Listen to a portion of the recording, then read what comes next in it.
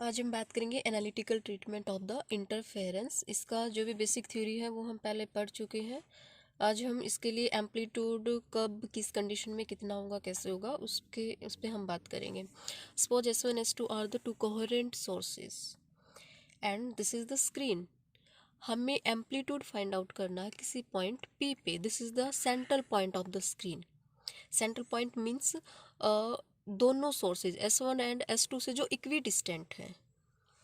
Equi distance means दोनों के बीच में पाथ डिफरेंस जीरो है। पाथ डिफरेंस जीरो है मीन्स फेज डिफरेंस भी या तो जीरो होगा या कांस्टेंट होगा। डिपेंड करेगा कि S1 S2 में इनिशियली आपका फेज डिफरेंस क्या है। अगर इनिशियली इनमें फेज डिफरेंस जीरो है तो वो हमेशा जीरो ही रहेगा। अगर initially phase difference some constant value है उसकी तो वो हमेशा कांस्टेंट ही रहेगा। और इंटरफेरेंस के लिए दो ही कंडीशन इंपॉर्टेंट है फेज डिफरेंस की, या तो वो जीरो होगा या वो कांस्टेंट फेज डिफरेंस होगा। ये नहीं कि वो टाइम के साथ वेरी करता रहेगा। अगर वो वेरी करता रहा तो इंटरफेरेंस पैटर्न नहीं मिलेगा। सेंट्रल पॉइंट पे तो जो फेज डिफरेंस S1 S2 में है इनिशियली वही रहेगा। ज़्यादातर क्या होता है जीरो ही होता है। सेंट्रल पॉइंट पे फेज डिफरेंस जीरो होगा।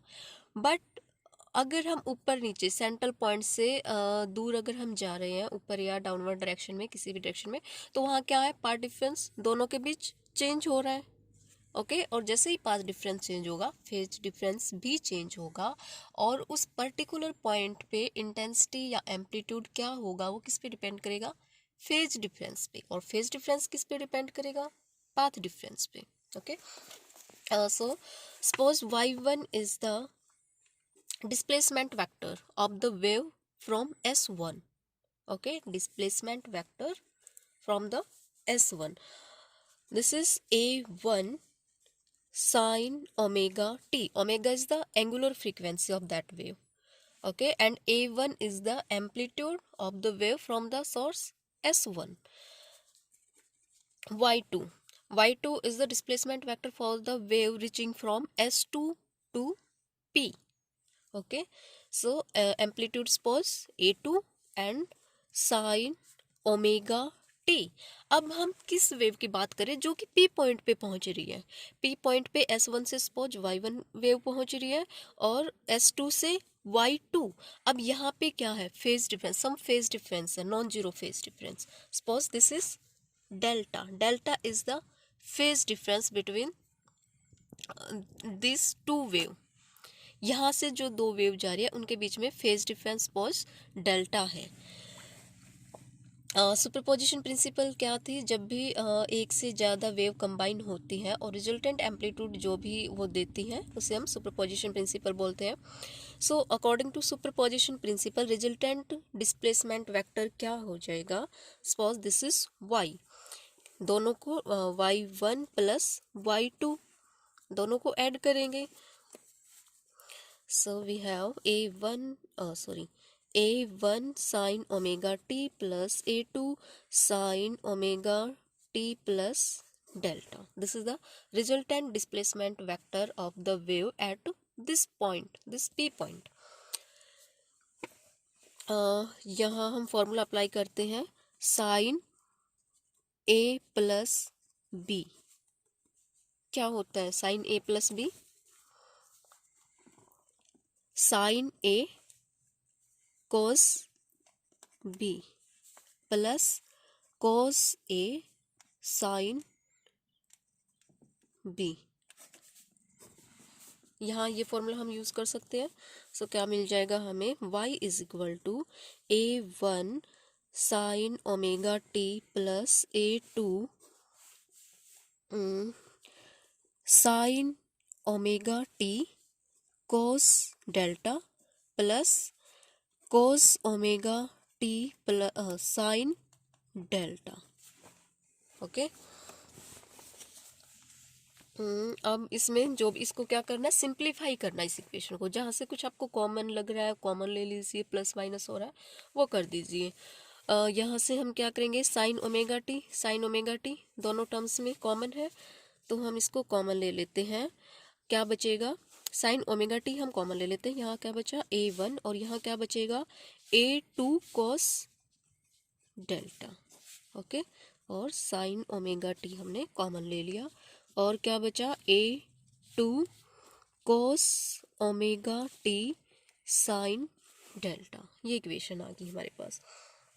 अब हम क्या करते हैं, इसको हम पुट कर देंगे cos theta. A1 A2 constant है, और इनकी पोजीशन अगर फिक्स है, P पॉइंट भी फिक्स है, तो डेल्टा भी कांस्टेंट होगा। ओके, सो हम इसे पुट कर रहे हैं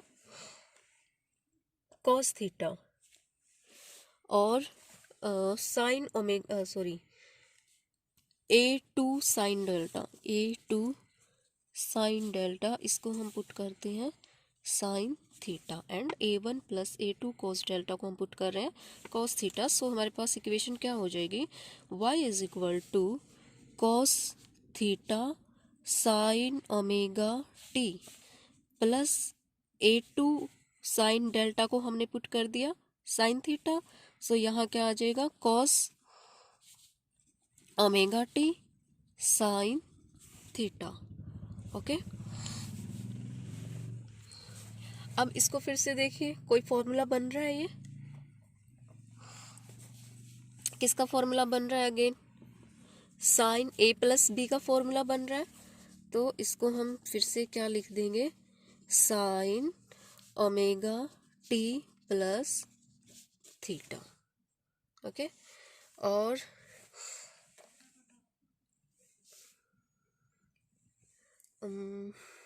सॉरी, एक टर्म मिस कर दी हमने बीच में, हम इसको पुट कर रहे हैं ए कोस थीटा, इसको भी ए कोस थीटा। सो ये क्या आ जाएगा हमारे पास, दिस, और यहाँ ये क्या रिप्रेजेंट कर रहा है, एम्पलीट्यूड। इसको हम देखते ही बता सकते हैं this is a displacement vector और the simple harmonic motion. This is a simple harmonic motion equation where A is the amplitude और theta is the phase difference, omega is the angular frequency.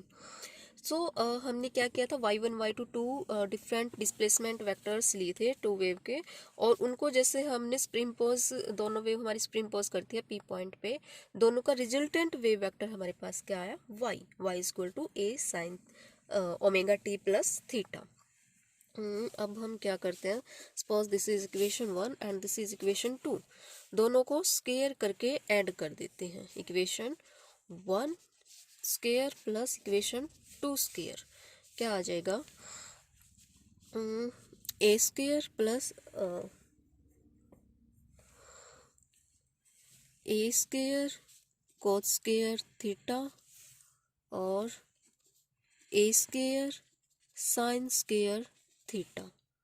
Okay, and this is equal to A1 plus cos delta square, और दूसरा क्या था, A2 square sine delta square. A square common है, यहाँ से A square common आ जाएगा, अंदर क्या बचा, cos square theta plus sine square theta which is equal to 1 cos square theta sine square theta. I hope आपको याद होगा, ये फॉर्मूला 1 के इक्वल होता है। और ये क्या आ जाएगा, इसको अगर हम पूरा एक्सपेंड करके लिखें, क्या आ जाएगा, A1 square plus A2 square cos square delta plus 2 A1 A2 cos delta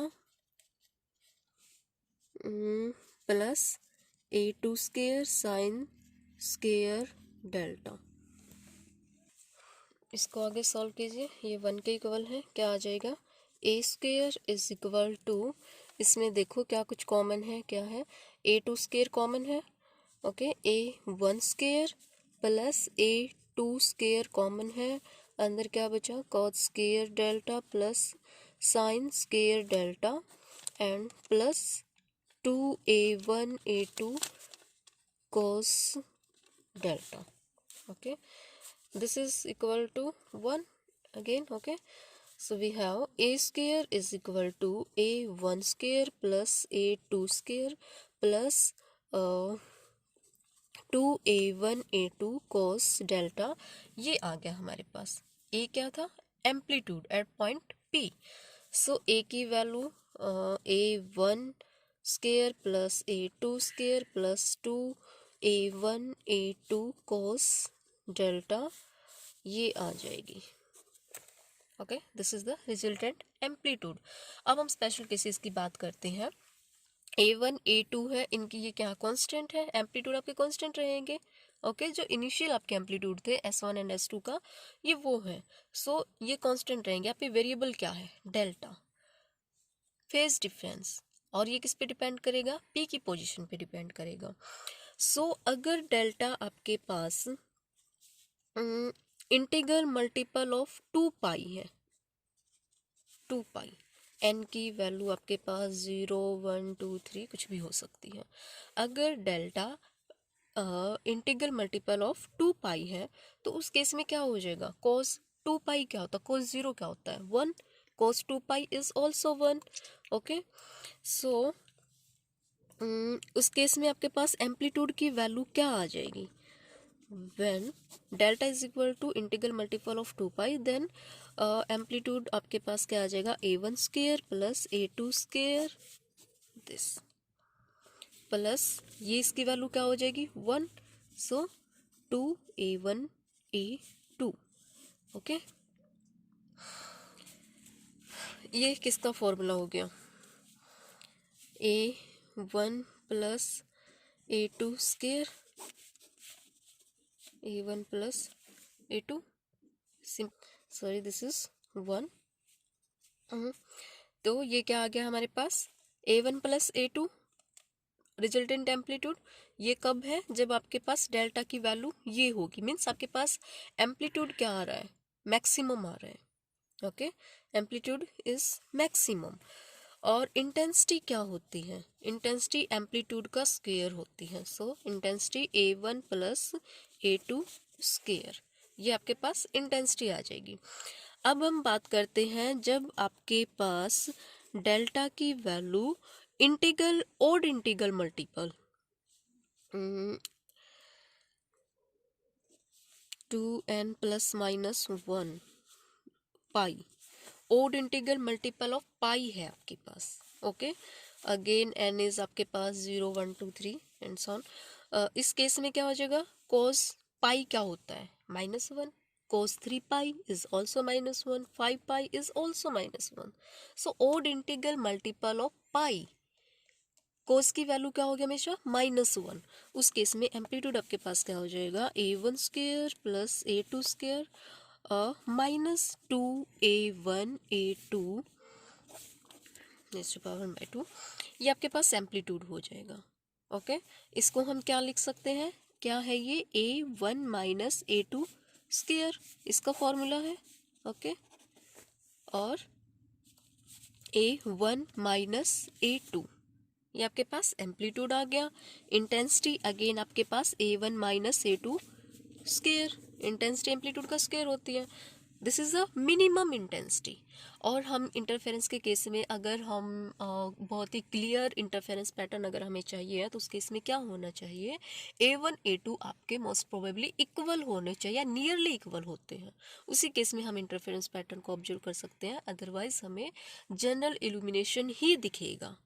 So if A1 is equal to A2, then in this case intensity is 0 or amplitude is also 0. Means we got a band, dark band is completely dark, intensity of 0. In this case आपके पास intensity amplitude 0 हो जाएगा। और इस केस में जब आपके पास इसकी फेज डिफरेंस ये था, उस केस में आपके पास इंटेंसिटी मैक्सिमम हो जाएगी, या तो आपके पास इंटेंसिटी 0 होगी या मैक्सिमम होगी। ओके, मैक्सिमम इज जब आपके पास A1 A2 की वैल्यू इक्वल है, तो उस केस में इंटेंसिटी क्या हो जाएगी आपके पास 2A1, सपोज दोनों A1 के इक्वल है या A के इक्वल है, कुछ भी बोलो, इसका स्क्वायर 4A1 स्क्वायर, ये इंटेंसिटी हो जाएगी। और इस केस में 0। सो यहाँ एनर्जी कंजर्वेशन लॉ भी आपका फॉलो हो रहा है, intensity can neither be created nor be destroyed. So यहाँ क्या है कि आपके पास आपको पैटर्न कैसा मिलता है, एनर्जी इंटेंसिटी डिस्ट्रीब्यूशन आपको कुछ इस टाइप का मिलता है। ओके, या तो आपको क्या मिलेगा, डार्क बैंड ये आपको ब्राइट बैंड, ये मैक्सिमम इंटेंसिटी, मिनिमम इंटेंसिटी। इस केस में इंटेंसिटी ये कितनी होगी आपके पास, जीरो इंटेंसिटी। ओके, यहाँ जीरो इंटेंसिटी, यहाँ maximum intensity 4A1 square. Normally आपके पास इंटेंसिटी कितनी होनी चाहिए, एम्पलीट्यूड कितना, एम्पलीट्यूड सपोज दोनों का सेम है, ए है। ओके, उस केस में आपके पास नॉर्मली क्या होनी चाहिए, A1 प्लस A2 आ रहा है आपके पास, ठीक है, 2A आपके पास। और इंटेंसिटी आपके पास इसका स्क्वायर होगी। लेकिन अगर इंटरफेरेंस पैटर्न नहीं है, एम्पलीट्यूड आपके पास ए है, उस केस में इंटेंसिटी आपके पास ए स्क्वायर हो जाएगी। ठीक है, सो यहाँ इंटरफेरेंस के केस में क्या हो रहा है, इंटेंसिटी जहाँ पे आपका डार्क बैंड है वहाँ इंटेंसिटी जीरो है, वहाँ की इंटेंसिटी जो आपके पास ब्राइट बैंड है वहाँ डिस्प्लेस हो जाती है, ट्रांसफर हो जाती है। एनर्जी यहाँ पे खत्म नहीं होगी है, यहाँ वाली एनर्जी यहाँ आपकी डिस्प्लेस हो गई है, इसलिए यहाँ जो एनर्जी लेवल है वो आपका एनर्जी लेवल या इंटेंसिटी लेवल जो भी है वो इंक्रीज हो गया है। Okay, for A1 square, so energy conservation law भी यहाँ पे फॉलो हो रहा है।